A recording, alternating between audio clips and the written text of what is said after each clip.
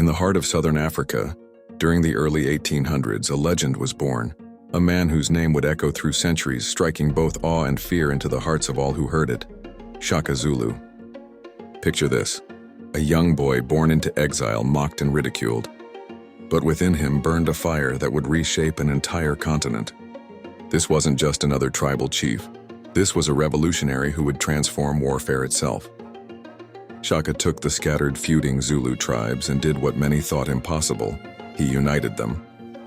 But his methods, far from gentle, he demanded absolute loyalty, and those who wavered, well, let's just say they didn't get a second chance.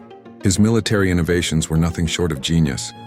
While other warriors threw spears from a distance, Shaka trained his men to fight up close and personal. He introduced the iconic buffalo horns formation and the short stabbing spear, the Ikalwa. The sound it made when pulled from an enemy's body gave it its name.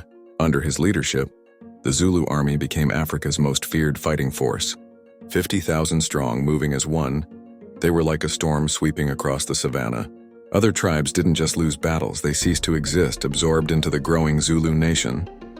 But power, as they say, comes at a price. Shaka's rule became increasingly brutal. Some say it was grief after his mother's death that drove him to new heights of cruelty. Others claim it was the weight of the crown itself. He demanded his people mourn for a full year, executing anyone who didn't show enough grief. The mighty warrior king's end came not from an enemy's spear, but from those closest to him. His half-brothers, Dingain and Melangana, orchestrated his assassination in 1828, a tragic end for a man who had risen so far from his humble beginnings. Yet today, Shaka's legacy lives on. He wasn't just a warrior or a king. He was a force of nature who changed the face of Africa forever.